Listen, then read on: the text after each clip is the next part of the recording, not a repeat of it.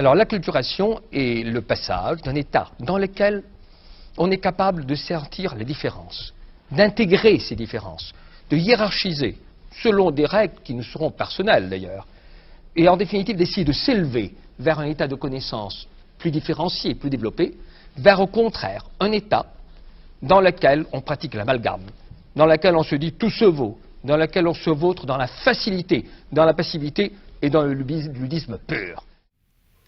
Bonjour, bonsoir à toutes et à tous, tout dépend à quelle heure vous m'écoutez. Quoi qu'il en soit, il est l'heure de se réveiller. Je suis en pleine préparation de mon 3e épisode d'Apprenez à voir, tout en gardant un œil à tous vos messages et commentaires sur mes différents réseaux. Bien que je tente de ne pas rester enfermé dans ma grotte, car échanger avec vous est aussi important pour moi, et me permet non seulement d'étendre ma réflexion, mais également d'apprendre encore plus, grâce aux connaissances de certains sur des sujets très variés. Je tente d'être présent au maximum et de répondre à tous les messages pertinents, et je tiens à m'excuser si vous ne faites pas encore partie des personnes ayant une réponse. Je reçois des centaines de messages à la semaine, et je dois m'avouer certaines fois vaincu, pour m'occuper également de ma famille et de moi-même. Mais je ne baisse pas les bras, et n'hésitez pas à me relancer si votre message commence à dater. Je vous promets de faire au mieux. Je vais profiter de l'attente du 3e Apprenez à voir pour continuer à partager avec vous quelques réflexions en vidéo, ce qui me permettra de répondre à vos questions fréquentes.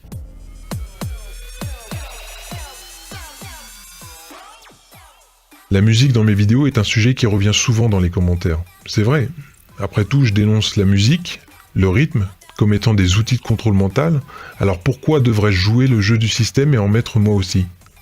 Suis-je en train d'essayer de manipuler mes auditeurs ? Mettez-vous à ma place. J'ai appris toutes ces années à utiliser ces techniques de montage, de structure, de dramatisation. Juste assez pour retenir l'attention de la personne qui va être figée sur son écran à ce moment-là, en tentant tout simplement de consommer plus que de n'apprécier le moment.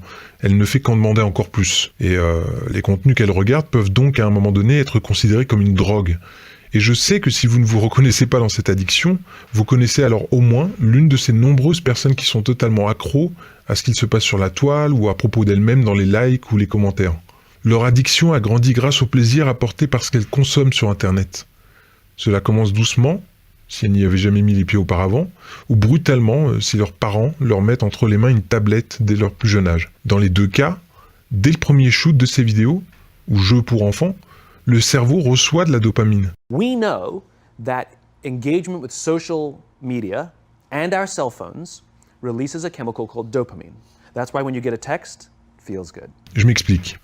La dopamine est un neurotransmetteur sécrété par notre cerveau. En utilisant des termes très simples pour comprendre ce qu'est cette fameuse dopamine, il vous suffit d'imaginer le plaisir que vous avez en regardant une excellente série, par exemple. À chaque épisode, vous êtes pris par l'intrigue, par l'univers, les personnages. Vous attendez le prochain rebondissement. Ce prochain rebondissement génère en vous de l'attente, de l'excitation, du plaisir. C'est la dopamine qui se balade déjà dans votre système nerveux. Elle vous offre du plaisir et vous pousse à continuer. Et ça, producteurs, cinéastes, directeurs de la communication, toutes les personnes dans le marketing le savent. Votre dopamine devient donc l'arme de ceux qui tentent de vous manipuler. Alors on amène ce rebondissement. Where's the rest?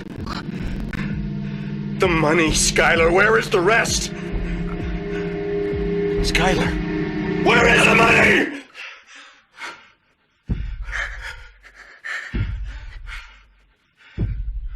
I gave it to Ted.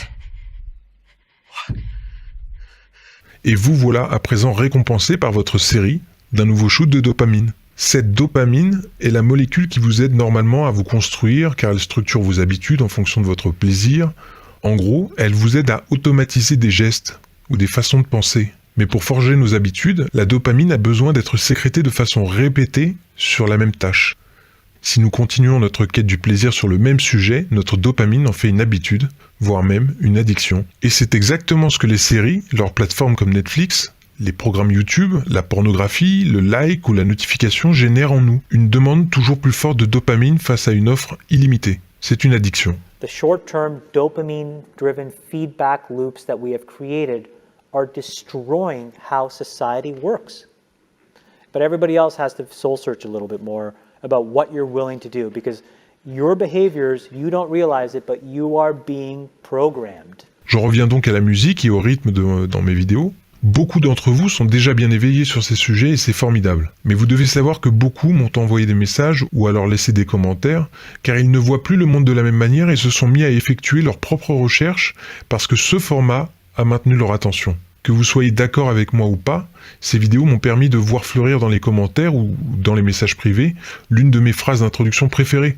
Je suis sur YouTube depuis longtemps, je n'ai jamais mis un seul commentaire, mais là, pour beaucoup, le format de mes vidéos, leur structure narrative, leur musique et leur montage ont sécrété chez elles la dopamine nécessaire pour au minimum les bousculer. Il est évident que pour certaines personnes qui ne sont pas du tout intéressées par les sujets que j'aborde, elles n'offriraient que peu, voire pas du tout d'intérêt si je n'utilisais pas ces techniques. Mon but n'étant bien entendu pas de rendre ces personnes accros à mes programmes, mais bien à son message. Celui de faire une pause dans nos habitudes et de goûter au plaisir de mener nos propres recherches et comprendre le monde non plus à travers le regard d'un politique, d'un artiste, d'un héros, d'un voisin ou même de l'heure de se réveiller. Nous devons remplacer le plaisir malsain de l'inaction par la réflexion. Et c'est la démarche que j'ai entamée avec l'heure de se réveiller. Alors j'entends déjà les personnes qui continuent de me répéter qu'il faut arrêter de réfléchir et passer à l'action. Oui, mais non. L'heure de se réveiller n'a pas pour but majeur de pousser les gens dans la rue sans réfléchir, mais bien de sortir nos frères et sœurs de cette hypnose. L'action sans réflexion ne vaut rien. Elle ne vaut pas mieux qu'un Black Friday. Elle ne sera à nouveau qu'un shoot de dopamine qui ne demandera qu'à se renouveler. Vous pouvez comprendre ça, pas vrai ? Aujourd'hui, ce n'est plus notre souveraineté nationale qui est violée. Ça fait bien longtemps que le programme est lancé, et même bien rodé. Nous sommes en train de vivre une nouvelle crise mondiale qui nous est arrivée par écho lointain depuis son lancement en 2001, et si ce n'est pas notre souveraineté nationale qu'il reste à sauver, c'est bel et bien notre souveraineté individuelle en tant qu'être humain, afin de récupérer notre propre pensée.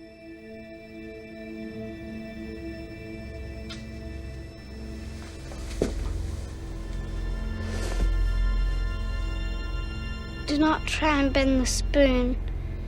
That's impossible.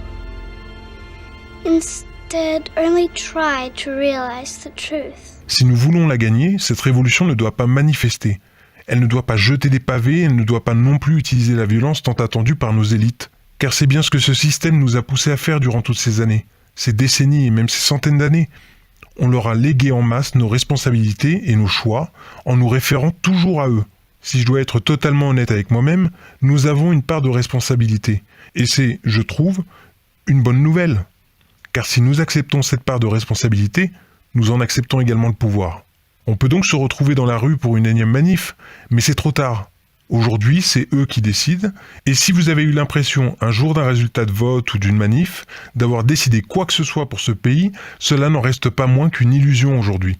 Votre voix, vos souffrances, ne les atteignent pas.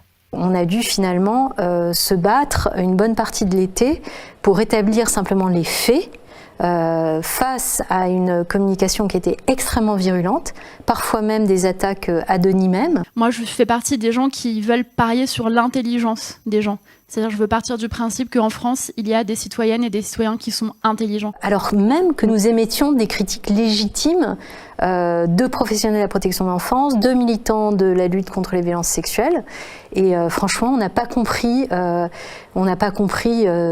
qui s'est passé, quoi. C'était complètement indécent. Il y avait du dénigrement, il y avait du mépris. Voilà, ça nous a extrêmement choqués. Il y a cet article qui dit « Lorsque les faits sont commis sur la personne d'un mineur de 15 ans, la contrainte morale ou la surprise sont caractérisées, etc. etc. » Donc, qui renforce la condamnation pour que le juge puisse fermement dire que même si l'enfant ne s'est pas débattu, même si l'enfant n'a pas crié, même si l'enfant n'a pas dit non, il a moins de 15 ans, les faits sont commis sur moins de 15 ans, article 2 de cette loi contre les violences sexistes et sexuelles, c'est une condamnation pour viol. Donc ça, c'est véritablement quelque chose d'important. Je pense qu'il n'y a pas grand monde qui comprend ce que cette loi fait. Cette loi a simplement dit, en dessous de 15 ans, la contrainte est définie par l'abus de vulnérabilité d'un enfant incapable de discernement. C'est-à-dire que non seulement il faudra déterminer si l'enfant est capable de discernement, si il est capable de discernement, à ce moment-là, il n'y aura pas viol. Et s'il est incapable de discernement, à ce moment-là, il faudra que le juge détermine qu'il y ait abus de vulnérabilité. C'est juste lié à la contrainte, mais c'est en aucun cas un seuil d'âge qui protège de façon claire et nette les enfants. Donc c'est un mensonge de dire que la loi a fixé un seuil d'âge à 15 ans. C'est un mensonge total.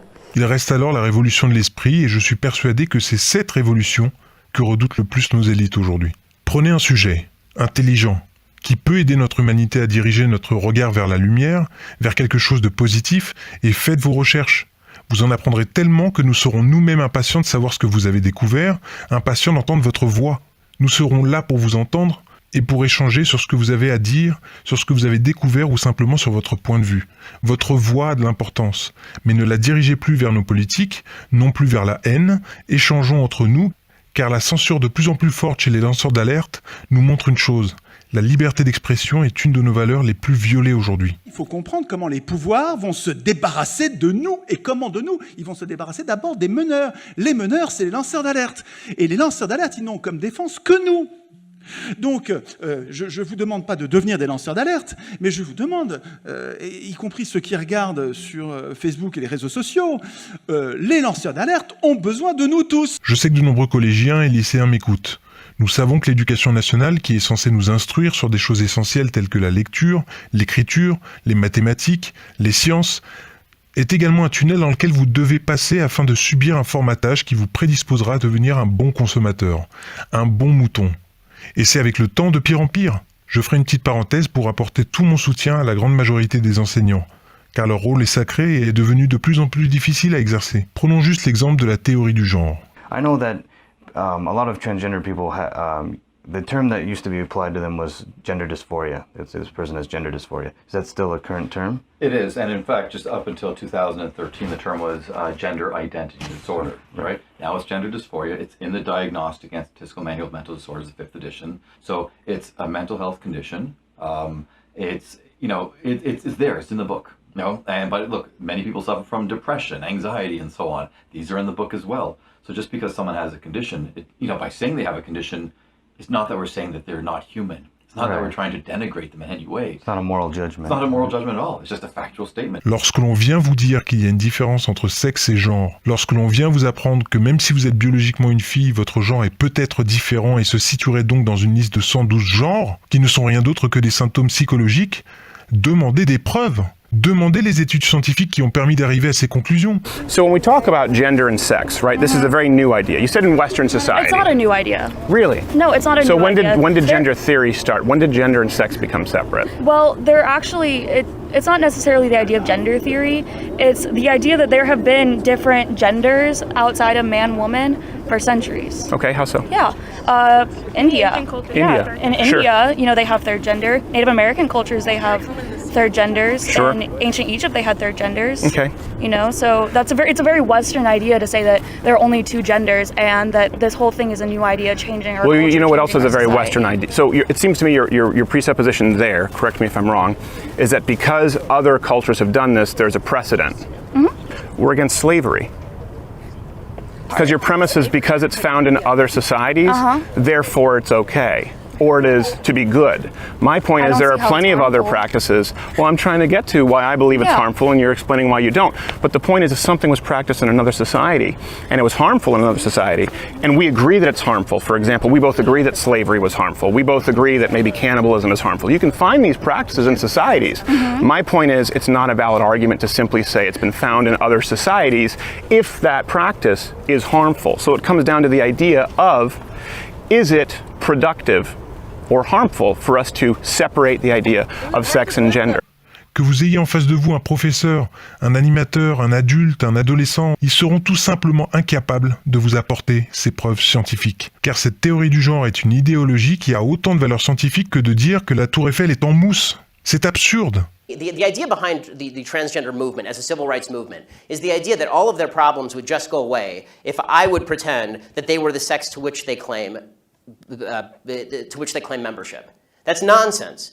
The transgender suicide rate is 40%. It is 40%.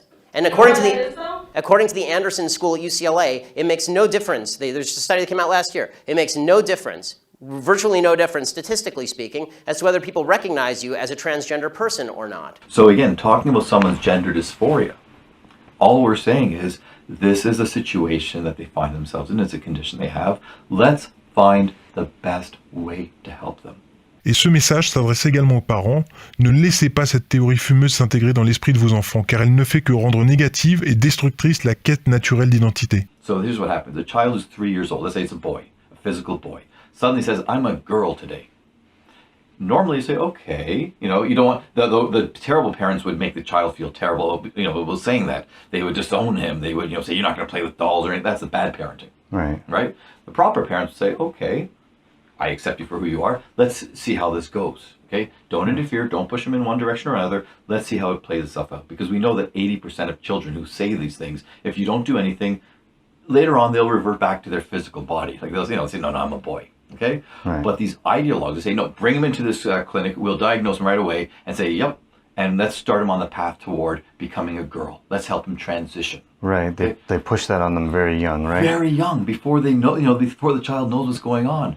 You know, this is ridiculous and it's unhealthy. Je tiens à le rappeler. Je crois fermement que cette révolution qui doit avoir lieu est une révolution philosophique et spirituelle, car c'est bien la guerre qui a été lancée contre nous. Nous sommes nombreux à vous montrer que rien ne va plus. Les événements les plus choquants passent à une fréquence de plus en plus haute, et les lanceurs d'alerte dignes de ce nom doivent être des phares vers lesquels se diriger. Mais pour les personnes qui commencent à s'éveiller, et pour certaines brutalement, et je m'excuse pour les secousses, votre chemin ne s'arrête pas ici. Si vous faites partie des nombreuses personnes qui ont commencé à se réveiller, vous devez à présent intégrer dans votre vie ce nouvel outil qui est la recherche et qui vous libérera des mensonges de nos dirigeants. Je vous dirai à chaque fois la vérité. Et de leurs médias qui se sont mis au diapason pour nous garder dans leur enclos. Je vous envie d'avoir l'impression que nous, occidentaux, nous pratiquons un journalisme impartial, totalement à une altitude extraordinaire, sans jamais aucun préjugé, aucun parti pris. On enquête, on passe les auditions de Benalla sur France 24, on est les champions de la démocratie, on est des journalistes, nous on fait de l'information, et tous les autres, absolument tous les autres, font de la propagande. Puis la question que vous devriez me poser, Attendez, parce que c'est-à-dire comment se fait-il que Frédéric Tadei, je vais commencer à parler de moi à la troisième personne, tellement j'ai l'impression qu'on parle d'un autre, est obligé, pour faire ce qu'il a fait pendant 10 ans, totalement librement sur France Télévisions et avec beaucoup de succès. C'est ça que vous devriez me dire, dans Ce soir ou jamais. Pourquoi est-il obligé de le dire aujourd'hui, d'aller le faire aujourd'hui sur une chaîne russe? C'est ça le problème des médias français. C'est pas le problème de moi, oh là là, par qui est-il payé? Le problème, c'est que vous n'avez plus de vrai débat à la télévision française et que ça n'a l'air de gêner aucun journaliste. Ça m'étonne. Je me suis permis de digresser en répondant à la question sur la musique que j'utilise dans mes vidéos, afin d'apporter d'autres réponses qui me paraissent nécessaires pour les nouveaux éveillés. Alors, est-ce qu'utiliser de la musique accompagnée d'un bon montage m'a permis de manipuler certains d'entre vous qui étaient auparavant endormis et qui ne voyaient pas ce qu'il se passait sous leurs yeux? La réponse est bien évidemment oui. Je vous ai manipulé. À présent que vous commencez à douter sur l'inoffensivité des programmes TV, des chansons de vos stars préférées, du sérieux de cette théorie du genre, à vous d'emprunter le chemin qui vous appartient exclusivement.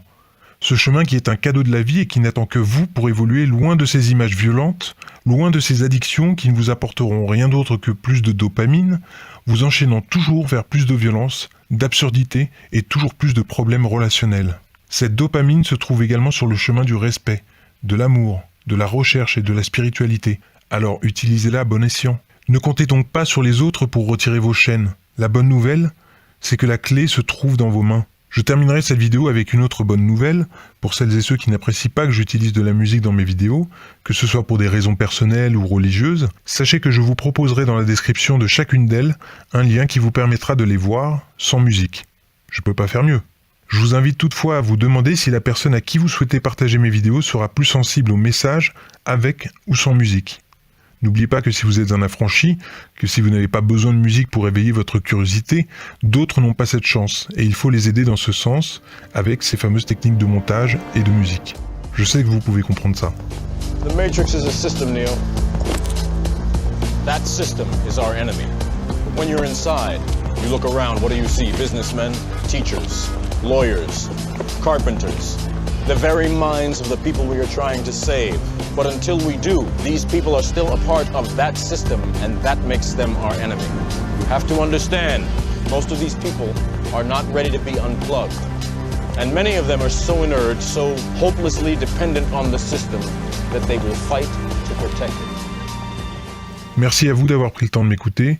Avec cette vidéo, je reviens à un format que j'apprécie particulièrement, qui est bien plus proche du podcast que du programme TV, et surtout, je l'espère, plus proche de vous, car ce format me permet de vous offrir, au-delà de certains faits, mon opinion et donc une part de moi. N'hésitez donc pas à me dire si vous l'avez apprécié, car il me prend moins de temps à produire, et je pourrais donc vous partager mes pensées plus souvent.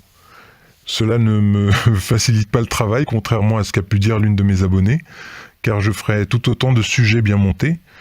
Ça m'en fera donc plus, mais c'était juste un petit clin d'œil pour son commentaire. Je tiens également à passer un petit message à toutes les personnes qui ont ou qui veulent soutenir mon travail avec un don sur Tipeee. Sachez que vous avez l'option de passer par PayPal pour effectuer votre don. Ne faites pas ça. PayPal a récemment bloqué mon compte ainsi que les 75 € de dons qui s'y trouvaient, et cela sans raison. Je n'y vois ici qu'une autre forme de censure.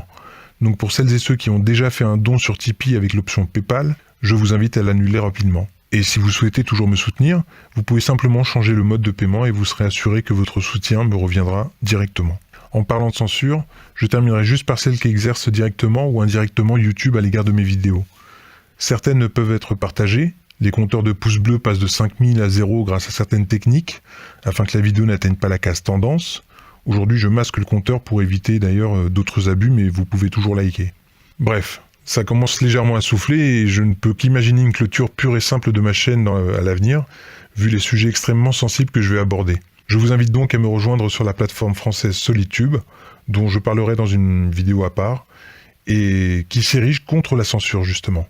Après avoir bien testé Solitube, vous pouvez être sûr d'une chose, vous pourrez toujours voir mes vidéos si ma chaîne YouTube venait à fermer. Donc je soutiens cette démarche qui va faire le plus grand bien à tous les lanceurs d'alerte, que j'invite également à nous rejoindre sur Solitube, ainsi qu'à leurs frères et sœurs. Et bien entendu, bienvenue à tous les nouveaux, et si vous n'êtes pas encore abonné, rejoignez-moi en cliquant sur le bouton s'abonner juste en dessous et activez la petite cloche, vous serez averti de la publication de mes prochaines vidéos. Que ce soit sur Solitube, YouTube, Facebook, Twitter, c'est toujours un plaisir de voir que cette chaîne grandit grâce à vous. La partie commentaire est à vous, ma seule exigence, comme d'habitude, étant d'échanger dans le respect. La liberté d'expression, c'est aussi savoir écouter l'autre. Prenez soin de vous.